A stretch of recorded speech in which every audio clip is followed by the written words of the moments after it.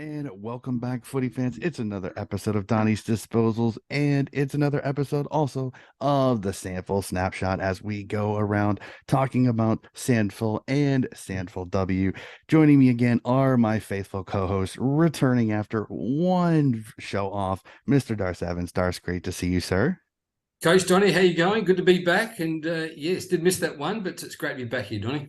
Well, we're glad everything went okay and glad to have you back on the podcast. And as per usual, commentator extraordinaire, Mr. Phil Aspinall. Phil, thank you for joining me, sir. No worries, Donnie. Good evening to you. Good evening and good morning to Das. Hope everyone's going well. Can't wait to talk SANFL and SANFL W. All righty. Gentlemen, it's plain and simple. It has been a fantastically footy-filled few weeks with the men playing 3 from rounds 4 through 6, having that one little bye week off for a little matchup with WA, which if we want, we can maybe slip that in here later in the podcast. And then the women's season 9 through 12, ending the home and away season. The finals are about to start very, very soon. Real quick, Darce, thoughts on the footy that you have seen over these last 4 weeks?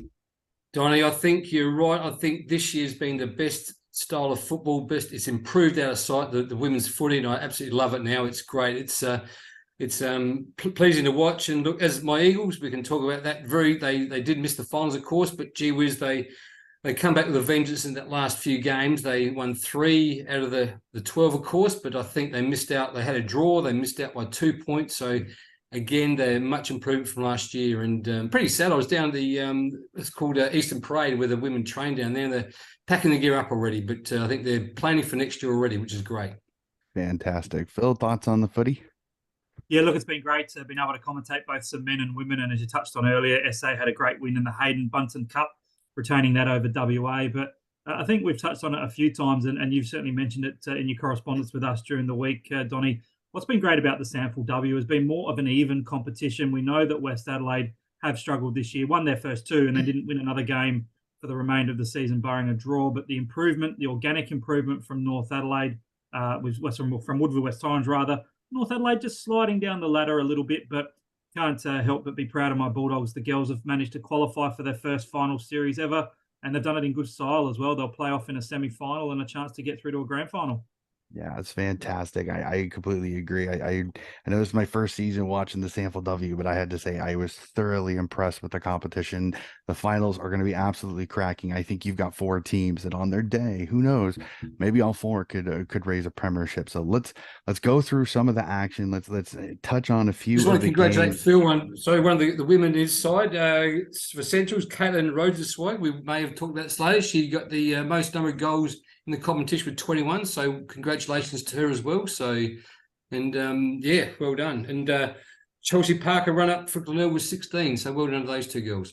Fantastic. Yeah, fantastic effort from Caitlin, guys. She's not the first time she's won the competition's leading goal kicking award. Started her SANFL W career with North Adelaide, so crossed over to the Doggies a few seasons ago, had a terrible run with injury, missed a whole season with an ACL and had a terrible back injury and neck injury. So Caitlin Rosenzweig, I think she might find herself back in the AFL system, having previously been a Crows rookie. Yeah, it'll be fantastic. So is there a name like Ken Farm medals for the men? Is there anything for the women's yet? They haven't. No, not as yet. It's one of those interesting things, Donnie. I think the SANFL women's competition is still in its early infancy days, 7-8 years in. I'm not sure that there's someone that they can name it after as yet. Ken Farmer, of course, a goal-kicking legend that everyone knows in SANFL men's competition. So I think something like that will come, but in due course. Yeah. And I must eat my words too, Donnie and Phil, that when I think the last time when I was here, I said that the Eagles were going to lose to Glenelg. I said that they won't make it, but the following week they actually won by 34 points over Glenelg. So had a bit of Narelle gave a bit of a sly look when I saw it that night. So, but no, good on him. It was a bit of a fun banter we had. So. It's always great, and I gotta say I went back and forth with Narelle during the season, and I remember every single victory I made sure to reach out and congratulate her, and I could tell towards the last few weeks she had the edge that there was a possibility that they could maybe even slip into finals with a few wins. They dropped that one in round 10, and I think that really kind of took the wind out of their sails. But there's a lot of positivity coming out of Eagles land, and I agree with you. I think Central's Centrals was so much fun to watch towards the end of the year. I remember going back and forth with Shelby Smith going, you guys are like the Collingwood Magpies of last season. You just always find a way to win late, which I thought was absolutely fantastic. So Just I on the think, Dogs as well, Donnie, and you touched on Shelby Smith. They're going to be very much excited to have her back in the side. We know she missed the last 3 weeks with suspension, so she'll be champing at the bit to get back in. And that's helped offset, unfortunately, for all of the SANFL W girls that have AFLW listed players. They're starting their pre-season, so they won't be playing in the SANFL W finals. And Central's had 3 quality players: Maria Maloney, Bryn Teakle, and another girl that just slips my mind, but that Olivia Levicki. And losing those took a lot of quality out. But I think what we've seen, and I'm sure you guys will agree, the depth has improved across not only the clubs as a competition as a whole, but the Dogs were able to just add some more depth and cover those losses really well. yeah, No, definitely. absolutely spot on there. Yeah, so let's jump right into it. We'll go to the we'll start with the men since we only have 3 rounds to run through, and like I said, we'll kind of go through each of the rounds and then kind of pick our game of the round with a few of these. This will be fascinating to see. But let's jump to round 4 if my technology decides to work, with Sturt getting a 3-point win over Centrals. Adelaide with a smashing of South 134-50. North knocking off Woodville West Torrance, and my score decides to change as I'm talking. 70-54. Glenelg knocking.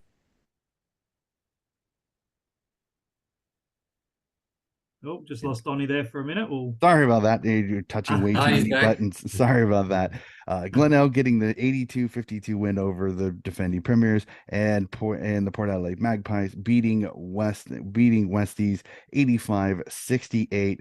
Gentlemen, really quickly, I mean, just by scores, I have to say that Sturt Central Bulldogs game is definitely game of the round. Yeah, look, it was a very tight game, and I think the Doggies certainly will rue some missed opportunities that they had. Sturt are a very good side, and they've obviously got off to a fantastic start. I think 7-0, their best start since 1974. So they're flying great guns, and the Doggies are an improved side. But I think the biggest result for mine was, and has been the case so far, is the terrible start for the reigning premiers. And we know that Norwood have obviously won their flag last year and haven't yet won a game at the moment. And Das will agree that the Redlegs are just struggling at the moment. Oh, Phil, you're spot on. I was actually trying to Google last night. Has there been any SANFL club that's ever finished premiers to finish the wooden spoon the following year? I can't find anything, but I don't think that's ever happened. It certainly hasn't in my lifetime, but gee whiz, that's just outstanding. You talk to Norwood's players, they just crushed. Obviously, the Norwood supporters, they're on the eastern side, as you know, they're very passionate because it's the only league club on that side. And gee whiz, this is something you'd never seen in a million years.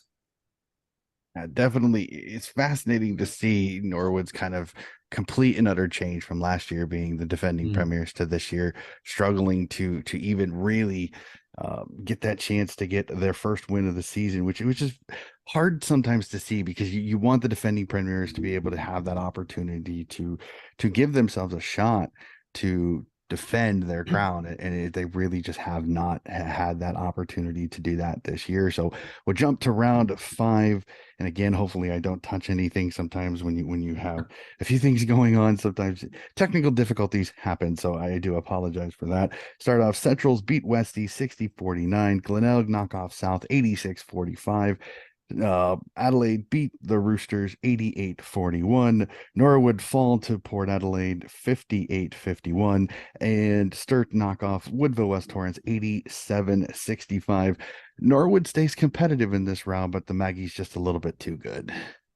Yeah, and they had a fair few AFL listed players rather that were playing for them, and Norwood were competitive. They had their chances, I think, a little bit wasteful in front of goal. So, the Redlegs still weren't able to break that shackle, and they continue to be on a winless drought to start the year. But probably the 2 other results from this round that really kind of set a bit of a benchmark for me was the impressive performance and the maintained form of Glenelg under first-year coach Darren Reeves. He's been in the SANFL system for a while as assistants and reserves coaches at other clubs. But down the bottom of the page, we see that the Double Blues were defeated pretty comfortably in the end. Woodville West Torrance, and Das can touch on this himself. But the Eagles are just struggling for that consistency, and they've Jade Shetty hasn't been afraid to wield the axe. He's got last year's Ken Farmer medalist, Daniel Menzel, toiling away in the reserves, and some premiership players, Jack Ferns and the like. So a few interesting stories from that round.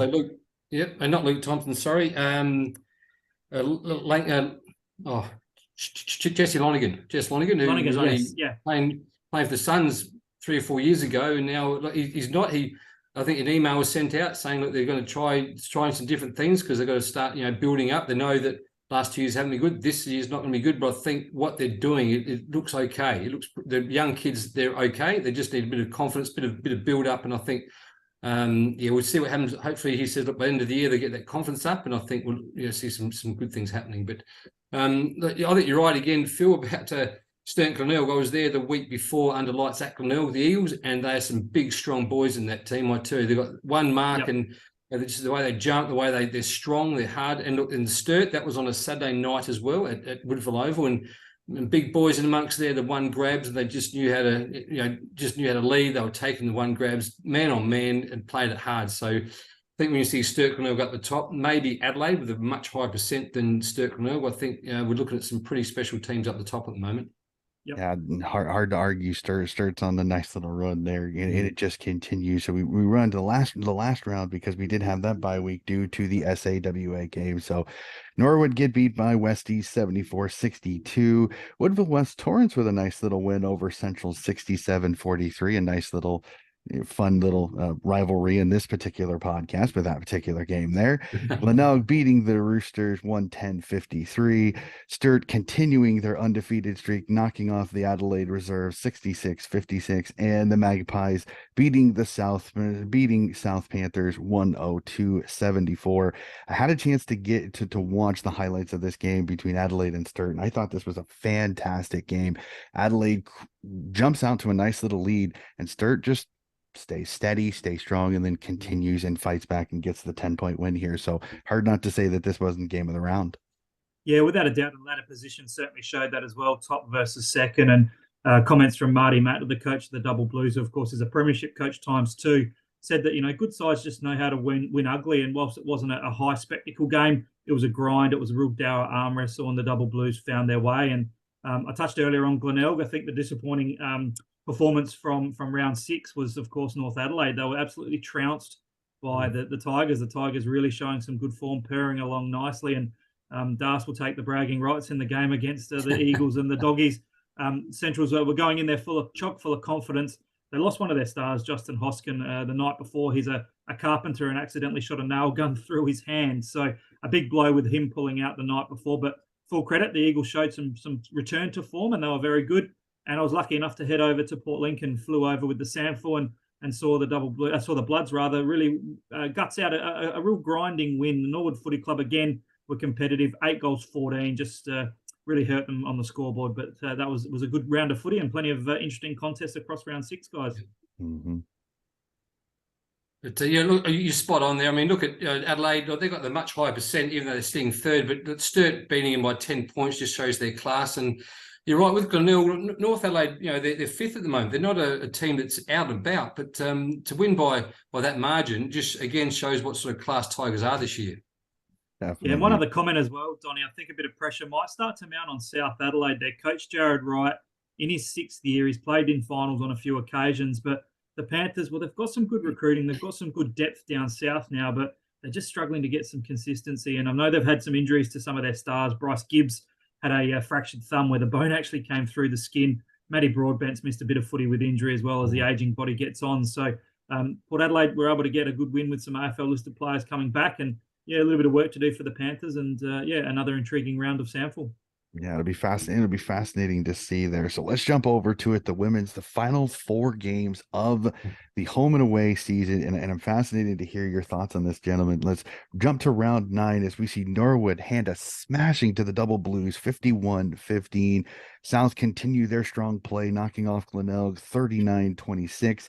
And I thought a very super competitive draw between Woodville West Torrance and Westies, 21-all. And as I said, Central's playing the last second winners, knocking off the Roosters in the dying seconds of the game, 42-41. And I will go off this. I know I reached out to Phil after I watched this game on the replay in utter disbelief of the ending to this game. I was shocked, and I know I watched it and I was like, Phil, oh my gosh, that was an incredible game of footy. But I'll even say this, the draw though it's a couple of the teams that were at the bottom of the ladder, was a scintillating game because Woodville West Torrens should have won this game. West East was just able to hold Absolutely, on to at Phil. least get Yeah. the draw out of this game. Yeah, and I think that really absolutely. typified it, showed the desperation of both sides. And we talk about good sides finding a way to win ugly. And I think that's the confidence that Ben Hunt, the coach of the Bulldogs, has brought them. They're never out of the game. You know, they were struggling to kick that winning score, but in the end, we're able to get the points right at the end. And full credit to the Eagles and Bloods for fighting out that. And probably the best result of that round from round 9 was really, Ali Farrell's Redlegs. They continue to, after dropping their first 3, went on a real rampage in the back half of the year. And this game really cemented themselves a chance to play finals and do some damage come the major round. Yeah, it'll be very interesting to see how it goes. Let's jump to round 10, where Norwood beat Woodville West Torrens by 8, 34-26. Sturt survive a tough test from West East, 27-26. Central's fall to Glenelg, 37-32. And probably the shocker of this round was North knocking off the Panthers, who were at top of the table, 33-11. This shocked me when I saw this result. Yeah. It just came out of nowhere. You're right. I've just got the one game down there to talk about. That's the one game I've written down that said that was just outstanding by North Adelaide. Obviously they're not in the 5, can't make the finals. They could have just pushed back a bit, but then come out and beat by that margin as well, the 22 points. That's just incredible.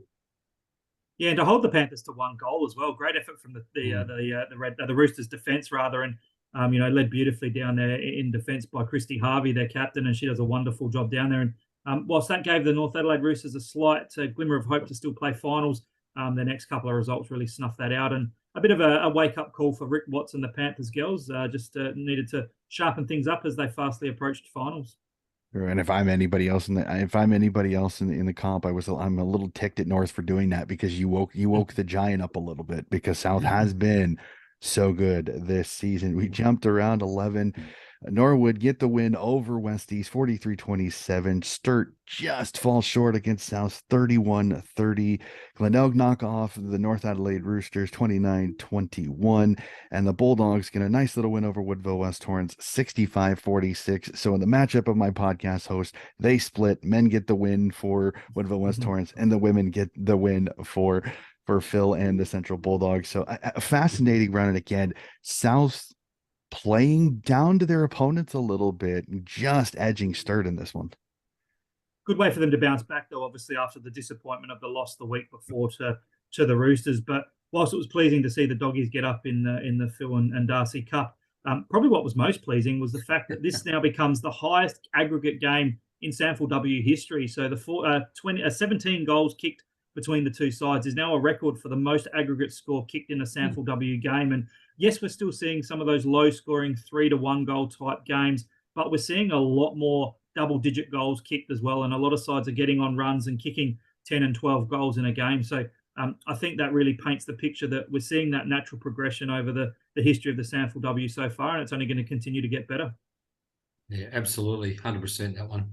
Yeah, it's going to be very, very fascinating. And then let's go last round, the ultimate round, the last round of the home and away season. Sturt, needing a win over Glenelg, gets a massive 40-point win, 56-16 over the Glenelg Tigers. So Glenelg just falling short of making finals. South and Norwood have a heck of a classic game with South just pipping the Redlegs 30-24. Woodville West Torrens with a nice little win over the Roosters, 33-25. Had to say I was very happy for Norrell to end the season, though no finals, with a nice little win over the defending premiers to kind of end your season on a high note. And the Central Bulldogs again take Westies apart, 41-16, leaving the ladder with South, Central's, Norwood, and Sturt making the 4 for the finals, going through another great season. But I have to say that Woodville West Torrens win over North has to be my favorite, because I definitely didn't see that one coming. I have to agree with you again, but as I said last time, I ate my words, but I agree with you, Don. I think that was an outstanding win to the end of the season as it was. I think they've improved immensely. They improved by 1.5 games this year than last year, so I think the momentum's more there than it was last year. I think we can see some really, really special things next year by Norrell and the team. Yeah, it's a really good point that Darcy makes, because I think that'll give the girls confidence to go into next off season knowing that they're a capable team of playing some consistent footy, and to finish the year on a high note, knocking off the reigning premiers. And a quick moment to touch on the reigning premiers, Chrissy Steen, two-time premiership coach. She's hung up the coaching boots. She's going to spend some time with some family and in her business now. So, she was a trendsetter in coaching in SANFL W. She was able to head over to the AFLW system and spend some time at GWS. But I've worked with Chrissy in the commentary box. She's a passionate lady. She was born in the UK. She's been an extras actor on Home and Away and a few other shows. Xena the Warrior Princess many years ago, and she is as passionate as a SANFL W person you'll see. So just wanted to take the moment to say congratulations to Chrissy on a great career. Always Absolutely. fantastic. I love stories like that. It's sad to see somebody that's in the coaching rank step away, but you understand that it's not the professional, it's not the glamour, it's not always the glamorous lifestyle as we see in the AFL with coaches in the AFL stepping away in the middle of the season. So a huge thank you there. That's fantastic. So, gentlemen, let's get to the burning questions because this is going to be some fun. I'm fascinated to see what you guys think of that. So we'll start with the men's again. I found it fascinating that because of the WA versus SA game that there were no games in the SA or in the WA. So I'm always interested sometimes on these buys. Was there a team or teams that you think benefited from this bye week with the game with WA this last weekend? I think the competition as a whole probably benefited from it, apart from those that weren't playing. It gives players that have a little bit of an injury cloud a chance to get that extra week's rest. And I'd suspect that Jade Rawlings, whilst he was occupied coaching South Australia to a victorious win over WA, I think he has a pretty high injury list. And we've got a pretty high turnover of injuries across the competition as a whole. So no doubt, there'll be guys like Dan Menzel, who's sore and playing injured most weeks, as Das would attest. They would have enjoyed the week off for those that weren't participating in the state game. Yeah, right across the board, Donnie. As Phil said, I think it's nice. I think the boys just said, I love to have a week off. They love playing footy, ain't wrong, but just got to have a week up, just rest and recovery, just get the body right, and everyone will be fit and ready to go this weekend. So it'll be a great game of footy to watch this weekend all around. Yeah, the other thing it does, guys, as well, is it gives those chances for recruits. And there's been a lot of recruits from interstate come over to South Australia in the off-season. It will give those a chance just to sneak home. I saw a couple of Centrals boys that are from New South Wales headed back home just to catch up with family and maybe do a bit of surfing or whatever it is that they like. So it was a nice little break in the early part of the season for them. Definitely. And then we'll go to the story of the season again, start undefeated. So I asked this, I want you guys to think of this. Started the only undefeated team left. How many games do you think they go before they drop a game? Or do you think they can make the magical undefeated season happen? Yeah, look, I don't think they're going to go Yes. undefeated. The first thing I think of is Glenelg in 2021, where they had a fantastic minor round, and then of course, weren't able to claim the ultimate prize. And you speak to their coach Brett Hand at the time, and he would have said, I would have rather have lost 5 or 6 games throughout the course of the year and won the premiership. So it would take a pretty special effort. And I think what's going to be intriguing in the next couple of weeks is when we see the mid-season draft. Sturt have a couple of potential players, Connor McFadden and Marty Frederick, who was on Port Adelaide's list last year. They're lighting up the SANFL. So if they get taken mid-season into an AFL list, that will impact the Sturt Football Club in terms of their standards. So I personally think I don't think we'll see it. I don't think we'll see the Double Blues go undefeated. And one of my colleagues, Paddy Goldsmith, a commentator and a big Double Blues fan, has told me not to curse it and mention that it would happen because I think he mentioned himself that he doesn't want to do what Glenelg did in 2021. So, I don't think it will happen. And I think that loss will eventually come for Sturt at some stage. Yeah.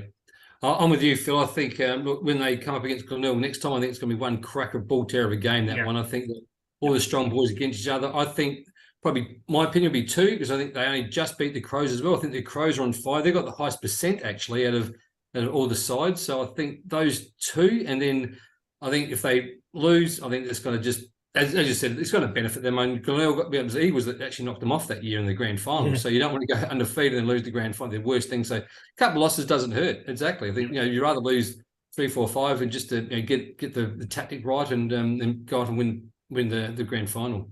Yeah, I've heard the age-old thing is that sometimes a win you could paper over cracks of mistakes that you do because you go, hey, we still won. So sometimes a loss can make you go, hey, let's take a look at this, and which sometimes can make you better. Like I kind of stated with the women's, is that I think that South's loss to North might have woke up the Giant a little bit because, Yep. whoa, hey, we're having a great season. Why did this result happen? And then oh, and then they kind of have changed and they've kind of went back to what they were early in the season. So it'll be fantastic to see there. And actually, I want to go off this, Phil. I know this wasn't in our script, but I got to ask this with the ever approaching midseason draft in the AFL. Is this something as a SANFL lover, both of you two, is this something you guys don't mind, or is this frustrating because it feels like it takes some of the superstars out of the SANFL to go maybe fulfill an AFL dream? Oh, look, I'm wearing two hats when I think about this. From a personal perspective for the player, it's fantastic. Isn't it great that they either get that first chance at an AFL dream, or if it's a Marty Frederick and he's been delisted by Port Adelaide, gets a chance to get another crack at the competition. But I don't think it's fair, to be honest, to be brutally honest. I think wearing a general SANFL supporters hat, it's not fair that you've got your two of the three best players that are a chance to be taken mid-season. And, AFL lists of 41, 42 players. If they can't get through the year, and we've seen a unique situation with West Coast Eagles where they've been decimated, and they're getting top-up players, coming out of retirement to play in their reserve side. But I don't think it's fair, and I think if it continues to happen, then the SANFL really need to dig their heels in and say this isn't fair, and they're not treating the SANFL competition with the respect it deserves. Yeah. Mm-hmm. Yeah, Coach Donnie, I agree 100% with Phil. I think it really, from a SANFL point of view, it's terrible.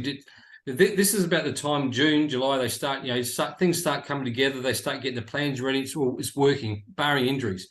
But then take, two or three of their top players, like a good ruckman, mate, it's going to throw everything out the water. We could see like Glenelg Sturt just fall off the wayside, within a matter of, one draft and a couple of games. But and saying about AFL dreams, look, it absolutely can. But we had one guy at West Torrens that got Eagles. I just top of my head, I just can't remember his name. He was drafted by Geelong. And he was there for 3 months, and he was delisted without playing a game. Zane Williams. Zane Williams. Sorry, and that's shattering for a kid like that. He's been drafted, he leaves his job, lifts up, go to night, and he gets delisted. The same year or 3 months later. It's just the other one was Brett Turner from Glenelg. The Crows did that to Brett, and he came out publicly and said it was pretty crap the way it all unfolded. He was getting best for the Crows. I just was looking at their preliminary final. I'm calling Nord and the Crows on Friday night, and I look back to the last time they played, and he was best on ground in a league preliminary final, and the Crows assured him that he's doing the right thing and he's in the mix to make his AFL debut.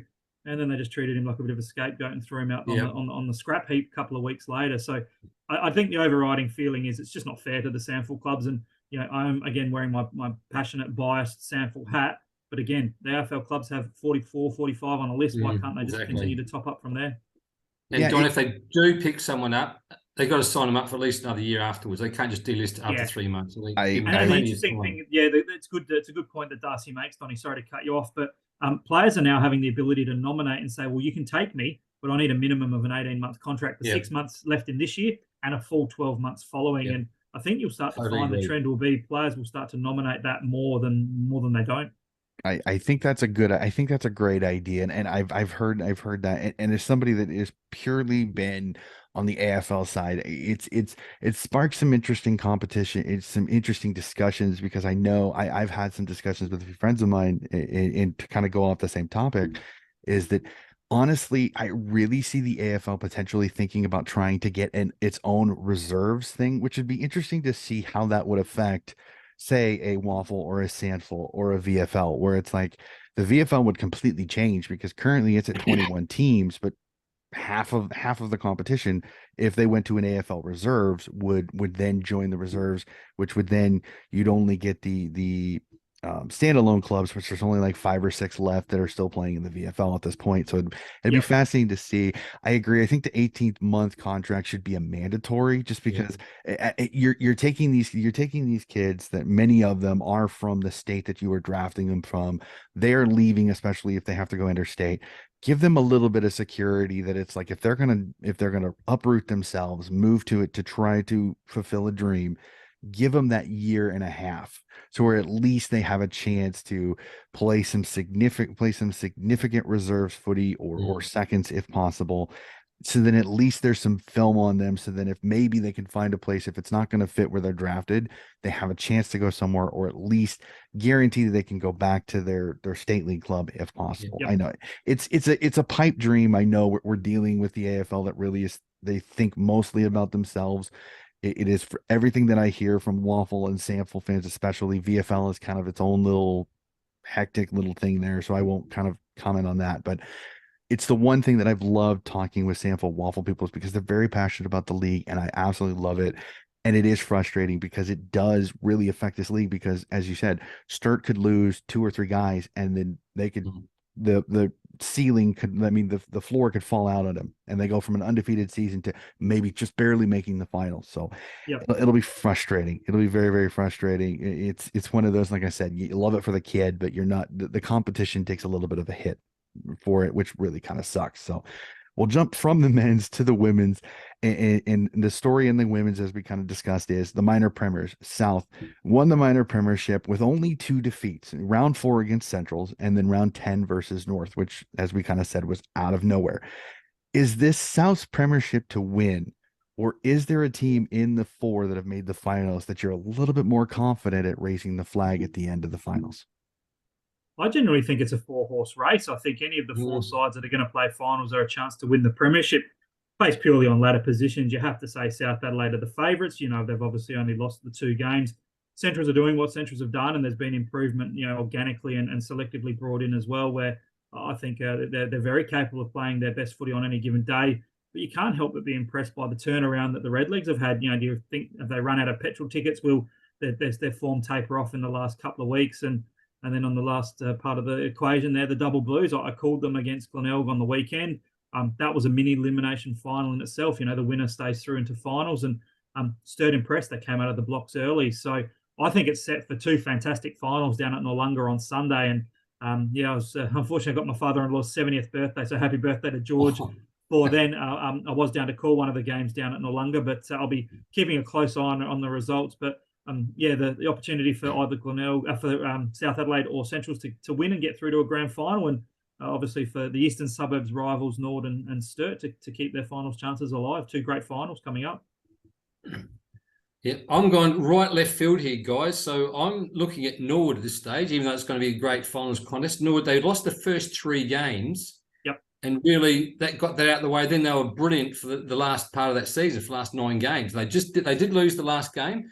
But again, I don't think that's a major issue. The last game sort of puts them back in a line, maybe a few changes here and there. But I think they can beat Sturt again, and I seriously think that they're probably contention for South and Central. So that's my pick, and just because that first 3 losses and what they've done since then has been amazing. Nothing wrong with losing, as I said. Nothing wrong with losing the last game either.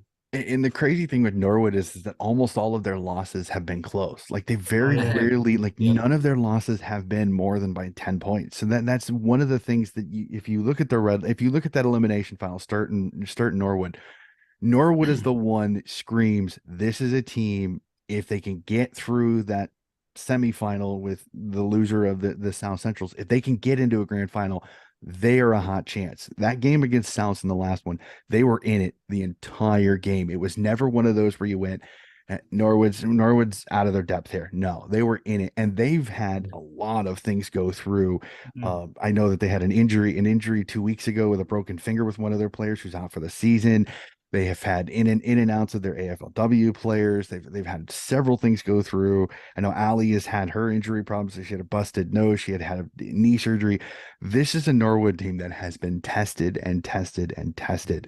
I'm fascinated to see, and I want to tip the finals, so I don't want to go through on who I'm going to tip here, but I'm fascinated by this because South, Centrals, and Norwood are the 3 teams. I'm worried Sturt is the kind of the 4th wheel in this whole thing. We'll have to see.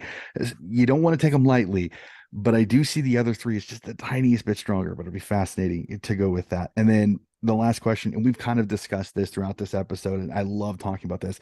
This was my first season.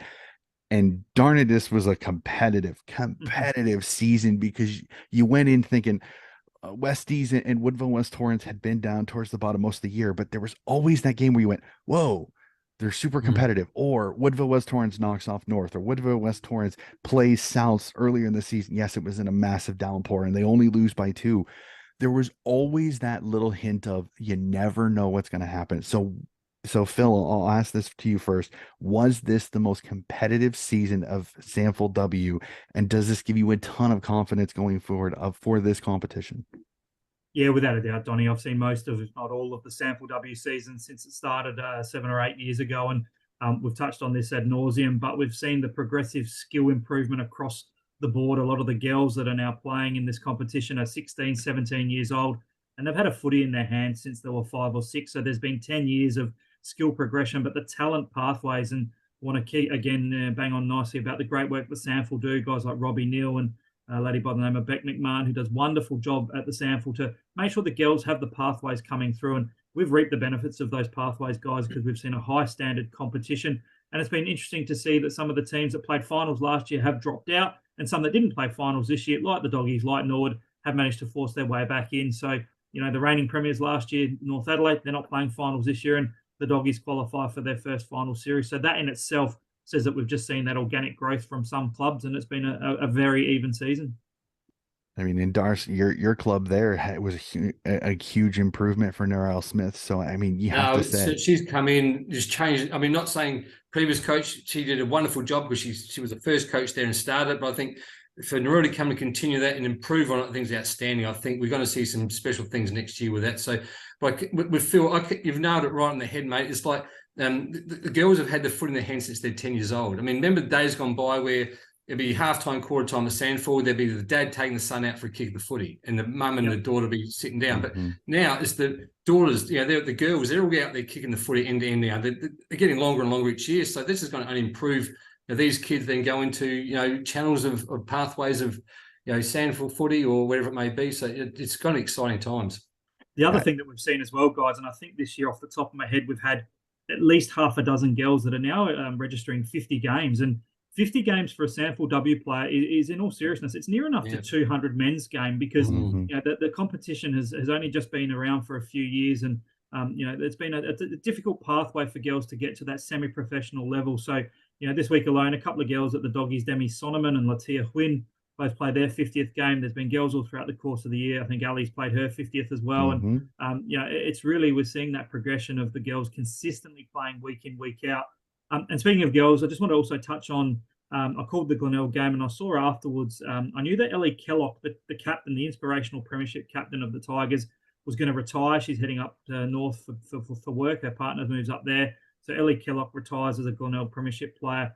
But two real trendsetters of SANFL W footy, Caitlin Swanson and Chelsea Packer, those two girls retired after the game as well. So farewell to them and thanks for their contribution.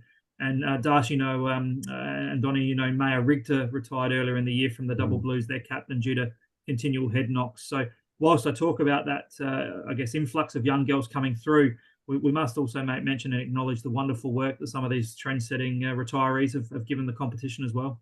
Yeah, 100% agree. And I went back and forth. In fact, I hoping to maybe get Chelsea Packer on the podcast, and Maya Rigter has said once everything is good with her concussion symptoms, I'd love to have her on.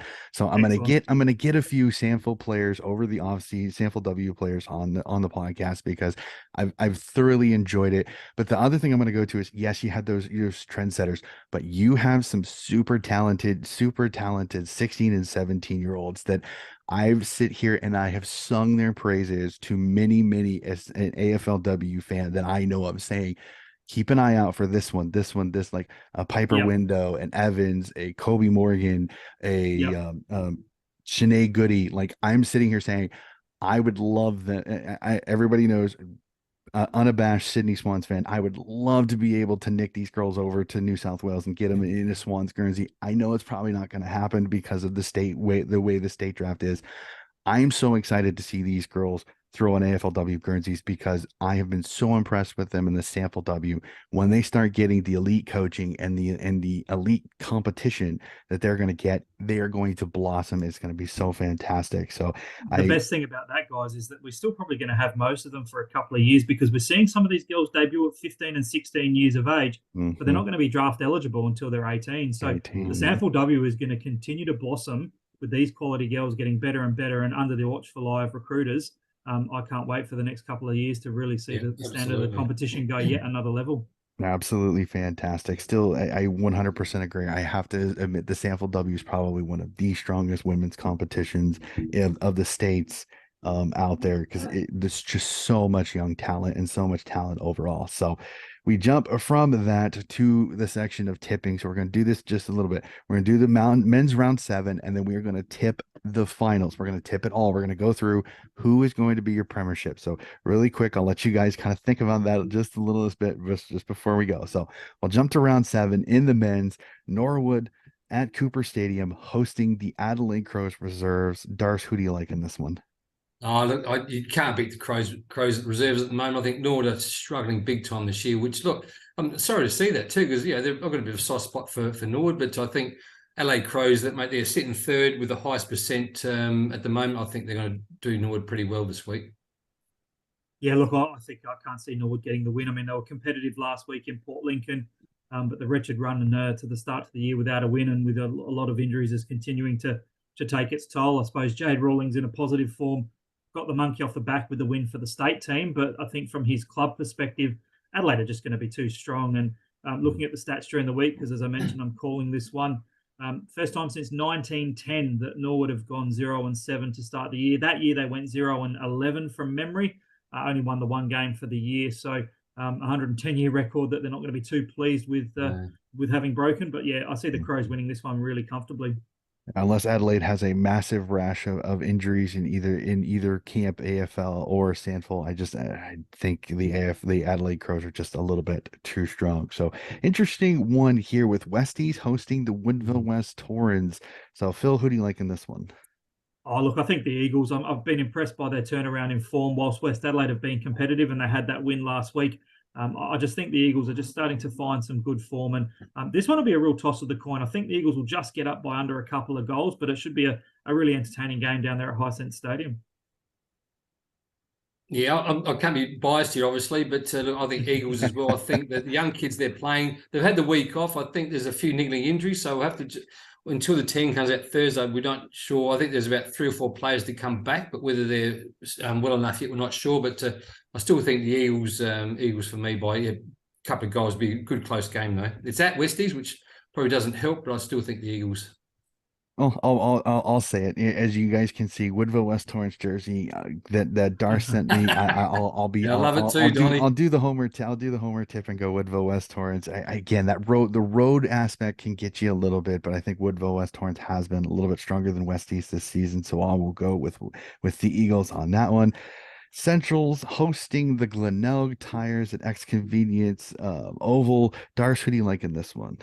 The Tigers, I think, still look. Central's they're playing well. It's at home as well, and they love playing at home. They got good crowds there that chant the "you doggies" all day, which obviously gets very annoying sometimes for us opposition. But I still think they're very passionate. There's no doubt about that. But I still think the Tigers, they're just on fire at the moment. I think they can just man up one-on-one. Very strong bodies around the ground, taking good grabs. So the Tigers for me by I would say 5 or 6 actually.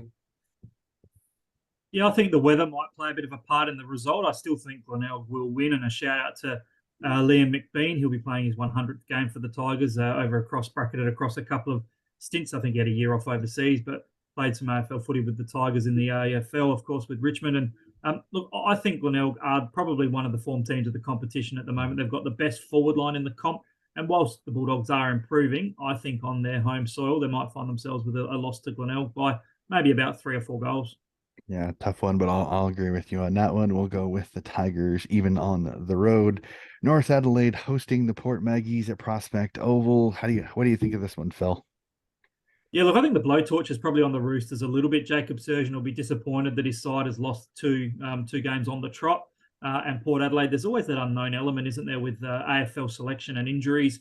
We know that the Power are flying with 7 wins on the trot, and I think they haven't got too many injuries from recent weeks. So if they've got guys coming back into the AFL side, that strengthens their SANFL side.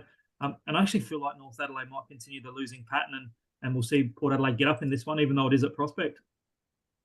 Yeah, it'll definitely be interesting. I agree with you on that one. I think Port Adelaide, as long as there isn't a massive amount of injuries in the AFL side, usually those AFL guys can make a change. North again is strong, but I'll go Port on this one. And rounding out a fascinating one here as Flinders University Oval as South host Sturt in this one. Darce, what do you think of this one?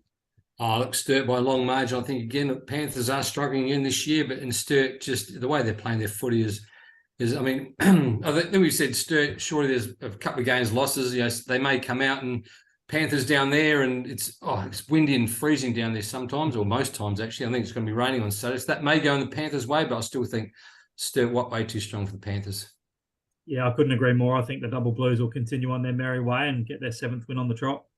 Yeah, Start just too good, just too strong in this one. Poor and South struggling just a little bit towards the bottom of the ladder. So I have Sturt. So now the fun part, gentlemen, we have a finals to discuss. We'll go to the semis with technically what I would almost call like qualifying final here for the grand final. South v Centrals. Phil, since this is your beloved Bulldogs, I'm gonna I'm gonna test you here. Can the Doggies knock off the Panthers and cause a little bit of chaos to start the finals, or is South just too good? Oh, look, I think this is going to be a fascinating game and a real toss of the coin. And I'll take my Centrals hat off. And I think it could go either way. Whilst I'd love for the Dogs to win, and certainly they'll be obviously improved with the skipper Shelby Smith coming back in. You can't take away from South Adelaide and their consistency. They've got a good club. They're well coached. They're well managed. And Jono off the scenes, but does a wonderful job behind the scenes with the women's program. Rick Watts is a proven coach at this level. So I can only just feel like I'm leaning towards South Adelaide because of the home ground advantage. That being said, Flinders University Oval is a larger oval, and of course the Dogs are used to that with the wide expanses of the Ponderosa. So we're in for 2 cracking finals, but this one, yeah, going to tip with the heart and not the head. And I think South Adelaide might just get the points. All right, Darce. Yeah, I'm with you. I think South as well. I think they're both what I think South. What am I looking at? Yeah, sorry, South Adelaide. I think they've just been only lost 2 games of the year. Won the last few as well. So high percent. So I'm for South here as well. See, I'm this is weird because I almost thought that I could maybe get Phil to go Centrals on this one. I'm going to tip Centrals in this one because I think Yeah, Shelby good man. Smith's return, I think will give a lot of confidence to the Centrals team. They did beat South earlier in the year, and with the addition slash subtractions of the AFLW players this year, to be fascinating to see kind of what the depth is and the difference between that round early in the year when the AFLW players were on both of these rosters and now. I think Shelby Smith comes in breathing fire because she's missed 3 weeks because of the Roosters game. I think she gets her girls. I think she gets her girls up with that things. And I just think the Duggies nip South. South has been they haven't been as strong these last couple of rounds as they have been previously. So I'm going to tip the upset and go with the Duggies here. Yeah, and I think the other element that will come into play is the weather. Das touched on it earlier. It's going to be wet and cold and miserable in Adelaide. It doesn't get any better being down south, to continue to get that no longer doctor down there as well. And from memory, respective form of both sides in the wet, I'd suggest might just lean towards the Doggies and bringing in an under-type player and Shelby Smith back into the side. Maybe starting to get me sway my tip the other way, Donnie, but at least you've got one foot in the Doggies camp. And I just think that'll be a fascinating game. And due reward that the side that wins that game goes into the grand final. And as you and I touched on off air during the week via Messenger, I think important for the Doggies that they got the double chance, Donnie, because they might just be a little bit overawed by their first final and in the club history, first time they've qualified. So important that they do get that double chance by finishing second. Yeah, it just I honestly think the Shelby Smith edition might be just what South needs in this one. Again, for some weird reason, South is just they haven't been as strong in these last few rounds. So I'm interested to see. And then an elimination final basically here between Norwood and Sturt. Darce, we'll start with you. Who do you think moves on to play South in Centrals in your finals? No, I still say Sturt. I think look, they did lose the first 3, but just improved so much since then. As I said, that last game they lost, that won't hurt them either. So I think it's Sturt for me. Yeah, and I think winning form is good form. Yeah, I saw the Double Blues the Double Blues last week in the game against Glenelg, and they're in good form as Das touched on. Norwood did lose the game. I think that worries me a little bit about Norwood rather, is sometimes they're a bit reliant on 2 or 3 forwards to kick a winning score, and if they do only register 3 or 4 goals, I feel like Sturt have the capabilities of kicking 5 or 6. They can kick goals in quick succession. They kicked the first 3 of the contest last week pretty early in the first term, and the game was over when the rain set in. So again, I think conditions will play a part in this contest, and yeah, whilst I'm tempted to go with Nord and obviously want to see Ali progress her career another week in finals, I just feel like the Double Blues are in good form and they might get the points in this one. This is when I went back and forth because I agree with you. It'll be interesting to see how the weather goes. I'm gonna tip Norwood. I think Norwood's form has been stronger. They had that really good game against South. They could take a lot of confidence testing off of that. Sturt played a Glenelg team that it was do or die. Did they use a ton of momentum in Yeah. that game and use a ton of emotion because they knew they had to win that game to get in? Sometimes could you get a dump after a big win the next one? I think that may happen again. um it'll be interesting to see. I think Norwood, but I think this is an absolute cracker, and again it seems like Norwood always plays in tight games, so I think this is going to come down to the fourth quarter. It's going to be fantastic. I'll tip Norwood. I'll go a little bit with my head and heart at the same time. It'll be fascinating. Again, I will not surprise me if Sturt wins this because again, there's quality sides in the final. So we'll go to it. The elimination final for you, Phil, sees Centrals v Norwood. Who meets South in your grand final? Yeah, look, it's going to be fascinating. I think the Bulldogs are in that winning form. We know that they've played some great footy, and as we touched on, Shelby Smith coming in, it is going to be really important for them. So I think her experience, and again, it'll be whether or not the Dogs are overawed by the experience of playing finals footy for the first time. They've got a lot of girls that are playing those 50 games. They've actually got a reasonably experienced side on their shoulders. So mixed with the youth coming through, I think we'll see the Doggies maybe progress a fair way into the finals campaign. All right, Centrals v Sturt for you, Darce. Oh, those Centrals for me, definitely. I think they've definitely been the best. Look, they've had some great wins. They could have just missed out if Glenelg happened to win last week. So Yeah. but obviously Sturt end up thrashing Glenelg. So I think the percent, I mean, much higher percent here, but it could have been either way. But because of that reason, I think Centrals have just got that consistency amongst them. All right, and I have South versus Norwood, and this is going to hurt me to say, but I think that last game of the year might have taken a little bit of confidence out of Norwood because South again finds a way to win. I think they do it again here. As much as I would love to see Ali's team get to a grand final and seeing a Centrals Norwood grand final to where I have somebody that I know and love on both sides. This is tough for me because I just think South is just a little too strong. I think they're angry after the loss to the Central Bulldogs, and I think unfortunately they take it out on a Norwood team that they're missing a few cogs that are not AFLW players that I think are really going to hurt them in the midfield. I think it might hurt them against South again. So I will have a rematch. I think all three of us have a rematch. South v Centrals grand final. Who's hosting the Premiership? Darce, we'll start with you. South Centrals, I think South will. Yeah, I'd have to agree, mate, based on what we've seen across the course of the year. And Yeah, I just right. wonder and worry whether or not getting through to the first final campaign takes it out of them. So, look, I think we'll see South Adelaide hold the Premiership Cup aloft at the end of the SANFL W season. As much as I want to go that second win for Centrals, I think Centrals again, it's one of those where the bye week I think may also hurt them a little bit because this is one of those where is it really a benefit sometimes to get that bye week after playing a tough game? I think South, they get some momentum against at least Norwood on my side. I think they come in red hot. I think they catch the Doggies in a grand final, a little bit of Dougie's first grand final. That second final sometimes is where you see the experience come in. I'm gonna have South also as well holding the Premiership Cup at the end of the year. But again, there's so many different ways this finals could go because I could see Sturt winning it, I could see Norwood winning it, I could see Centrals winning it, I could see South winning it. That's how talented and good this finals will be. It is going to be an absolute ripper. I am so excited. Thankfully, both games were at a decent enough time for me Saturday night. I should be able to get through both of them.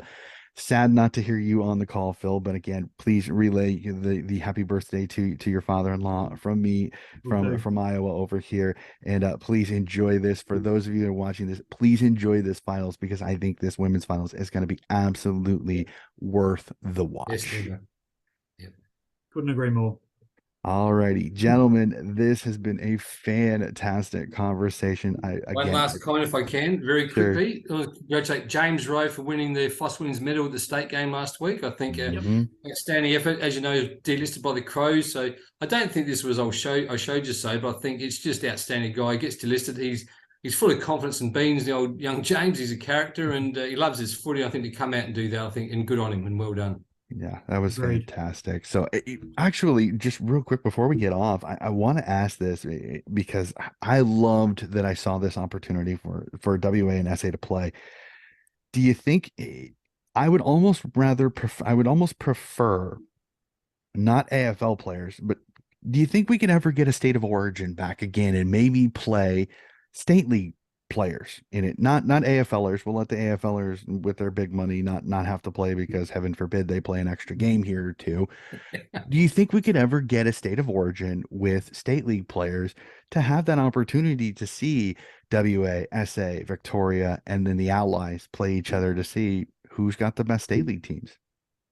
I think you can never say never, but I don't know that it's going to have the groundswell of support. I mean, the fans would certainly support it, but I think whether it's got the financial backing and, more importantly, the backing of the clubs, it's always a risk. If you're North Adelaide supporter, you think, well, they got injuries to both Mitch Harvey and Keenan Ramsey, two key players, really important for them, for North Adelaide's mix. So there's always that